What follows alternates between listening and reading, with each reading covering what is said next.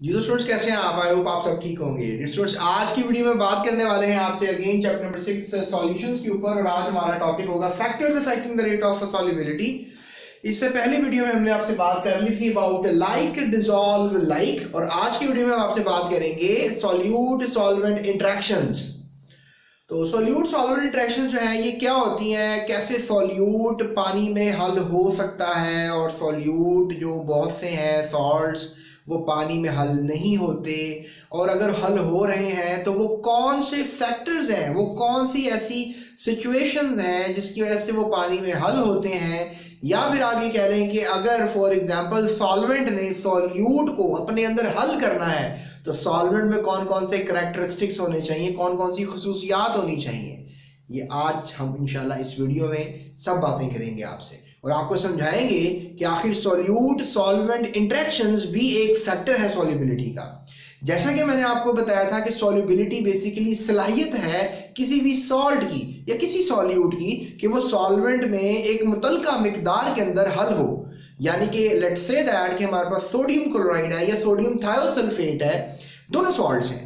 अब अगर हमारे पास 100 ग्राम पानी है, सॉल्युबिलिटी की डेफिनेशन के हिसाब से 100 ग्राम पानी के अंदर अगर हम सोडियम क्लोराइड हल करते हैं या सोडियम थायोसल्फेट हल करते हैं तो सोडियम क्लोराइड मैक्सिमम कितना हल हो सकता है, सोडियम थायोसल्फेट कितना मैक्सिमम हल हो सकता है, ये डिपेंड करता है इनकी सॉल्युबिलिटीज पर। और फिर सॉल्युबिलिटीज की डिपेंडेंसी पर ही हम चेक करते हैं कि किसकी सॉल्युबिलिटी ज्यादा है, यानी कौन ज्यादा मिसिबल है। ठीक है, एक लफ्ज है मिसिबल यानी हल होने वाला,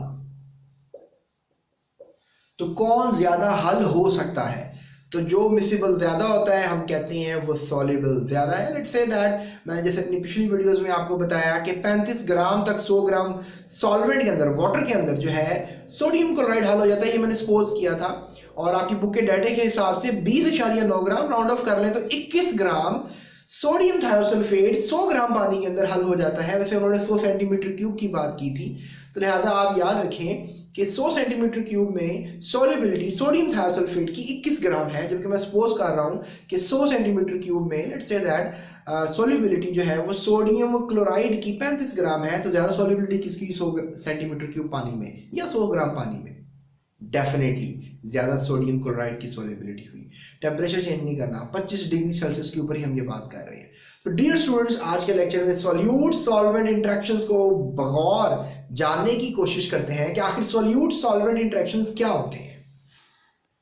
तो स्टूडेंट्स, अगर हम फैक्टर देखें सॉल्यूट सॉल्वेंट इंटरेक्शंस, तो साइंसदानों का ये मानना है कि अट्रैक्टिव फोर्सेस जो है वो the particles of solute end of solvents, इनके दरमियान लाजमी पैदा होनी चाहिए।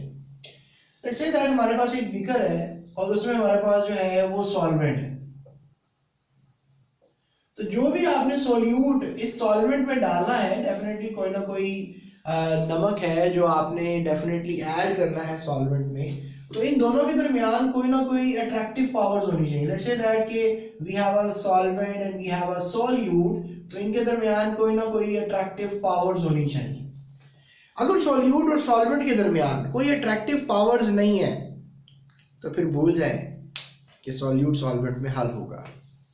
जैसा कि मैंने आपको लाइक डिसॉल्व लाइक में बताया कि पोलर पार्टिकल्स में ही हल होते हैं। कभी ऐसा नहीं हुआ कि polar particles non polar particles में हल हो जाएं, क्योंकि पोलर में अट्रैक्शन पैदा हो जाती है, जबकि पोलर और नॉन पोलर के दरमियान अट्रैक्शन पैदा नहीं होती। लिहाजा अट्रैक्शन पैदा करने के लिए दोनों पार्टिकल्स का आपस में सेम फैमिली से होना जरूरी है, सेम लाइक डिसॉल्व लाइक वाली बात होनी जरूरी है, दोनों अलाइक होने चाहिए। तो लिहाजा पहला पॉइंट ऑफ पॉन्डरिंग यही है कि दोनों सॉल्यूट और सॉल्वेंट में अट्रैक्शंस होने चाहिए। स्टूडेंट्स, अगर हम बात करें आपसे कि अगर लेट्स से दैट आप किसी सॉल्यूट को डिसॉल्व करना चाहते हैं किसी सॉल्वेंट में, तो फिर ये कुछ चीजें होनी चाहिए, और वो क्या चीजें हैं? फॉलोइंग इवेंट्स मस्ट अकर। उसमें सबसे पहली बात मैं ये करूंगा कि सॉल्यूट पार्टिकल्स को जो है वो एक दूसरे से अलग होना चाहिए। लेट्स से दैट हमारे पास सॉल्यूट है, ये सोडियम है और ये क्लोरीन है। लेट्स से सोडियम और ये क्लोरीन, और आपको पता है कि दोनों आपस में मिलकर एक कंपाउंड बनाते हैं सोडियम क्लोराइड। तो इन दोनों को एक दूसरे से दूर होना पड़ेगा, gate separate apart from one another. अगर एक दूसरे से ये सेपरेट होंगे तो फिर ही ये डेफिनेटली सॉल्वेंट में हल हो पाएंगे। अब आपको पता है कि ये सोडियम क्लोराइड एक पोलर आयोनिक कंपाउंड है,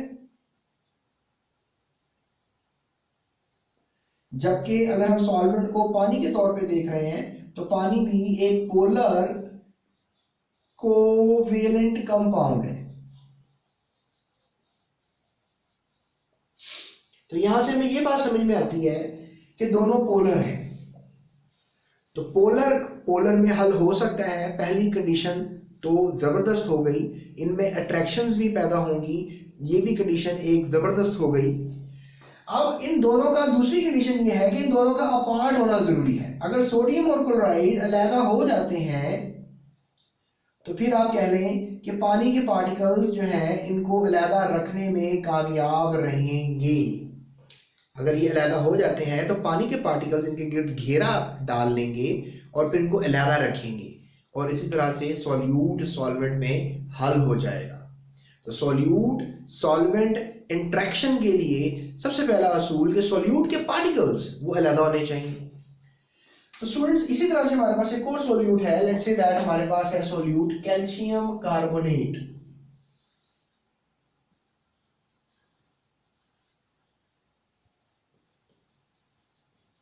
कैल्शियम कार्बोनेट को हम जो है चूना कहते हैं। अब इसमें ये होता है कि कैल्शियम और कार्बोनेट ये अलग नहीं हो पाते जब ये पानी में जाती हैं। तो आप खुद समझ लें कि अगर कैल्शियम और कार्बोनेट पानी में जाने के बाद अलग नहीं हो पा रहे, they are not getting apart from one another, तो ये पानी में हल नहीं हो पाएंगे। इसीलिए चूना पानी में हल नहीं होता है। तो आई होप आपको पहला solute particle must separate from each other, ये वाली बात समझ में आ गई होगी। उसके बाद अगर मैं बात करूं मजीद, solvent particles must separate to provide space for solute particles. यानी कि जो सॉल्वेंट है उसमें भी एक दूसरे से जुदा होने की सलाहियत होनी चाहिए, यानी कि सॉल्वेंट पार्टिकल्स भी एक दूसरे से दूर हो जाएं और वो सॉल्यूट को जगह दें ताकि सॉल्यूट उसमें मिक्स हो जाए। जैसे फॉर एग्जांपल अगर मैं आपसे बात करूं, यहां पे कर लेता हूं कि अगर हमारे सोडियम पार्टिकल है और एक हमारे पास क्लोराइड पार्टिकल है, तो यहां पर पानी का जो एक नेगेटिव सिरा है वो सोडियम को जो है अट्रैक्ट करेगा। ये पानी का ऑक्सीजन है और ये पानी के हाइड्रोजन है। आपको पता है कि पानी में डेफिनेटली दो हाइड्रोजन होते हैं और एक ऑक्सीजन होता है। जैसे कि फॉर एग्जांपल आप इस स्ट्रक्चर में देख सकते हैं, हाइड्रोजन पॉजिटिव होता है और ऑक्सीजन नेगेटिव। इसमें नो डाउट यहाँ पे लोन पेयर्स होते हैं and it's a negative part of the molecule. तो लिहाजा आप कह लो कि पानी में जो नेगेटिव पार्ट है और पॉजिटिव पार्ट है, ये कह लें कि कुछ नेगेटिव पार्ट सोडियम को जो है आकर घेर लेता है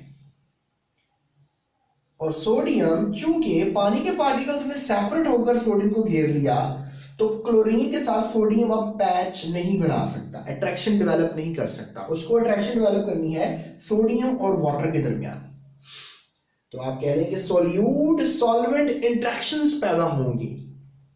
अगर सॉल्यूट सॉल्वेंट इंट्रैक्शंस पैदा हो तो इसका सीधा से यही मतलब है कि आखिर सॉल्वेंट ने जगह दे ही दी सेपरेट होकर सॉल्यूट को, क्योंकि अगर वो जगह ना देता तो डेफिनेटली सॉल्यूट सॉल्वेंट इंटरेक्शंस पैदा नहीं होने थे। तो सॉल्यूट सॉल्वेंट इंटरेक्शंस पैदा हो गए हैं और यहां पर आप देखें तो यहां पर हाइड्रोजन जो है वो आकर इंटरेक्शन पैदा कर लेगा और इस तरीके से क्लोरीन को जो है वो पॉजिटिव साइड यानी हाइड्रोजन वाली साइड अट्रैक्ट करेगी और यहां से सोडियम को ऑक्सीजन वाली साइड अट्रैक्ट करेगी और इस तरीके से ये जो स्पेस है बिटवीन सॉल्यूट एंड सॉल्वेंट ये भी क्रिएट हो जाएगी और ना सिर्फ सॉल्वेंट भी स्पेस क्रिएट करेगा ताकि वो सॉल्यूट को अपने अंदर डिसॉल्व करें। उसके बाद थर्ड पॉइंट है solute and solvent particles must attract and mix up. और ये देखिए सॉल्यूट एंड सॉल्वेंट अट्रैक्ट भी कर रहे हैं और मिक्स अप भी हो रहे हैं। सो मिक्स अप मीन आपस में घुल मिल भी रहे हैं। So that makes an idea, these are the rules for the solubility. और ये फुलफिल नहीं करता कैल्शियम क्लोराइड, तो मैं कहूंगा कि कैल्शियम क्लोराइड की सॉल्युबिलिटी सॉल्वेंट में, वाटर में 0 है, कोई सॉल्युबिलिटी नहीं है। तो लिहाजा यहां से हमने ये बात समझी। सो इसी लेक्चर को थोड़ा सा और आगे लेकर जाते हैं और समझने की कोशिश करते हैं। जी तो स्टूडेंट्स, अब डेफिनेटली हमने देख लिया कि आखिर कौन सी कंडीशंस रिक्वायर्ड है for dissolving a solute in a solvent. तो फिर मैं आपसे एक बात बताना चलूं कि जो सॉल्यूशन है अगर उसमें बनना है तो वो डिपेंड करता है अट्रैक्टिव फोर्सेस के। अब अट्रैक्टिव फोर्सेस तो बहुत सी हैं, जैसे for example let's say that solute और सोल्यूट के दरमियान भी अट्रैक्टिव फोर्सेस हैं, सोडियम और क्लोरीन के दरमियान, ठीक है। और डेफिनेटली जब ये सोडियम क्लोराइड डेफिनेटली एक क्रिस्टल की शक्ल में मौजूद है, तो ये लेट्स से दैट कि हमारे पास अगर क्रिस्टल है सोडियम क्लोराइड का,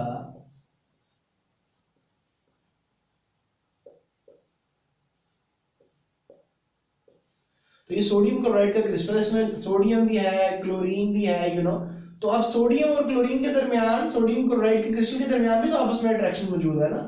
कहा जाता है कि सोडियम के एक एटम को क्लोरीन के 6 एटम्स ने जो है वो ऑक्यूपाई किया हुआ है। इसी तरह से यू कैन से कि सोडियम के 6 एटम्स ने क्लोरीन के एक एटम को ऑक्यूपाई किया हुआ है। यानी लेट्स से दैट जिस तरह मैं खड़ा हूँ आपके सामने, मेरे सामने भी एक एटम हो, मेरे लेट्स से दैट मेरा फेस एक सोडियम का एटम है, तो इस फेस के सामने भी एक एटम है, इसकी बैक साइड पे भी एक एटम है, इसकी साइड पे भी एक एटम है, इसकी इस साइड पे भी एक एटम है, 4 हो गए। ऊपर भी एक एटम है और नीचे भी एक एटम है। तो इस तरह से एक फेस को 6 एटम्स ने जो है वो घेरा हुआ है।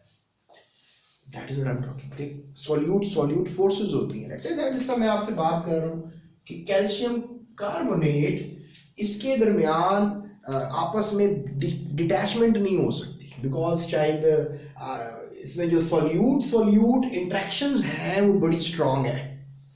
कैसे? देखिए सॉल्वेंट इंटरेक्शंस भी मायने रखती हैं। जैसे सॉल्वेंट पानी जगह देना चाहिए, सेपरेट होना चाहिए। तो अब सोल्यूट सॉल्वेंट इंटरेक्शंस भी हैं। तो 3 किस्म की इंटरेक्शंस हो गई, अट्रैक्शंस हो गई, इंटरेक्शंस हो गई, सॉल्वेंट एंड सॉल्वेंट। तो जौन सी अट्रैक्शन डोमिनेंट होती है वही अलाउ करती है सॉल्यूशन के बनने में। तो मैं आपको बताता चलूं, ये वाली अट्रैक्शन जब सबसे स्ट्रॉन्गर होती है तो फिर सॉल्यूशन बनता है।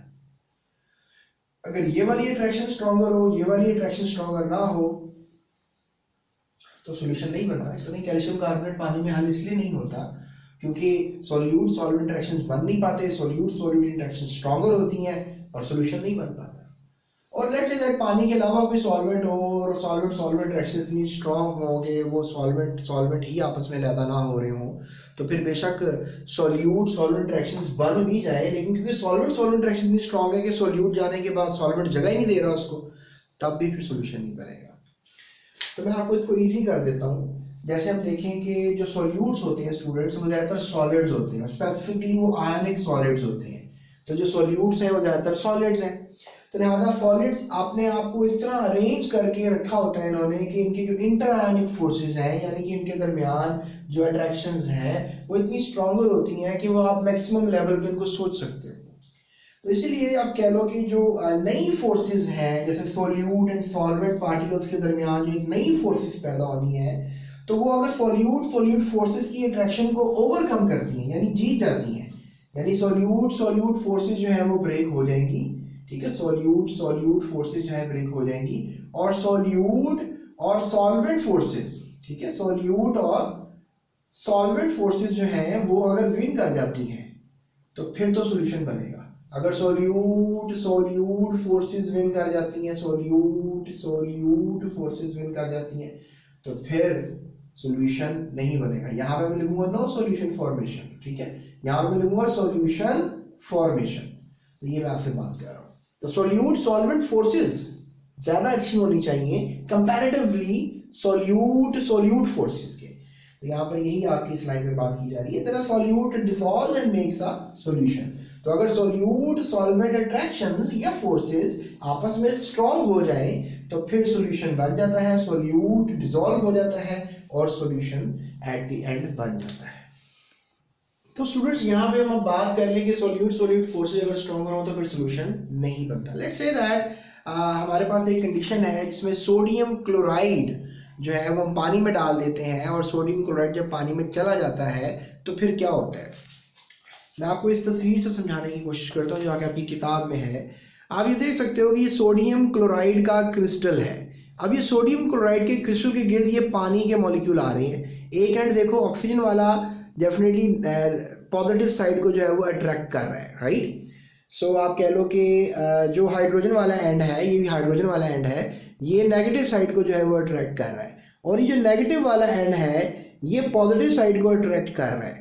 और इसी तरह से आपको नज़र आ रहा है कि कैसे पानी ने सोडियम और पानी ने क्लोरीन को अट्रैक्ट करना शुरू कर दिया। यानी सॉल्यूट, ये नीचे सॉल्यूट है और ऊपर जो है वो सॉल्वेंट है, और नीचे यहाँ पर सॉल्यूट है, ऊपर सॉल्यूट है, नीचे यहाँ पर सॉल्वेंट है।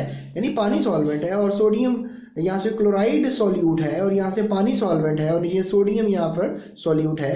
तो अब ये क्या कर रहे हैं कि इनके दरमियान अट्रैक्शन पैदा हुई है और ये इतनी स्ट्रॉन्गर है कि ये क्रिस्टल से निकलना शुरू हो गए हैं और फिर पानी ने जगह भी दी है, पानी के पार्टिकल एक दूसरे से दूर भी हो रहे हैं। और आप देख सकते हैं यहाँ पे कैसे सोडियम को ऑक्सीजन वाली साइड ने घेर लिया है और यहाँ से हाइड्रोजन वाली साइड ने क्लोराइड को घेर लिया है और इस तरीके से सोडियम क्लोराइड जो है वो पानी में जाने के बाद हल हो चुका है।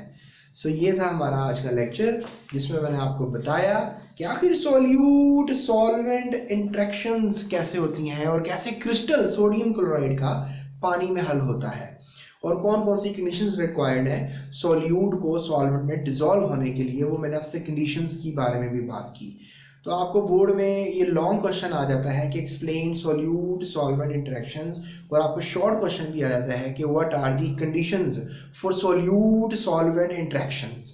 तो ये था हमारा आज का लेक्चर जिसमें मैंने आपको सॉल्यूट सॉल्वेंट इंटरेक्शंस के बारे में बताया। डिस्क्रिप्शन में यहाँ पे लिंक्स हैं पूरे चैप्टर की प्लेलिस्ट के, आप इस चैप्टर की कोई भी वीडियो देख सकते हैं या फिर आप यूट्यूब सर्च बार पे लिखें आई डोंट नो, आप लिखें factors affecting the rate of solubility space like dissolve like, तो आपको वो वाली वीडियो मिल जाएगी। स्पेस जीएस एकेडमी लाजमी लिखिएगा। और फिर आपने अगर लिखना है कि factors affecting the rate of solubility space temperature space GS academy, तो आपको वो वीडियो भी टॉप पे मिल जाएगी। या फिर आपने कंसंट्रेशन यूनिट्स पे मेरे साथ स्टडी करनी है तो आपने लिखना है concentration units space GS academy, तो आपको वो वीडियो टॉप पे नज़र आएगी। और इस तरीके से आप किसी भी वीडियो को यूट्यूब पे आराम से सर्च करके पढ़ सकते हो, या फिर डिस्क्रिप्शन में लिंक्स हैं। और इसके अलावा मैंने नोट्स भी दे दिए हैं, टेस्ट भी बनाकर दे दिए हैं, इस टॉपिक के इंपॉर्टेंट क्वेश्चंस भी नीचे मैंने दे दिए हैं जिसमें पीडीएफ आप डाउनलोड कर सकते हो बिल्कुल फ्री ऑफ कॉस्ट, और आप अपनी स्टडी को अच्छे तरीके से कर सकते हो। स्टूडेंट्स ये था हमारा आज का लेक्चर। So that's it.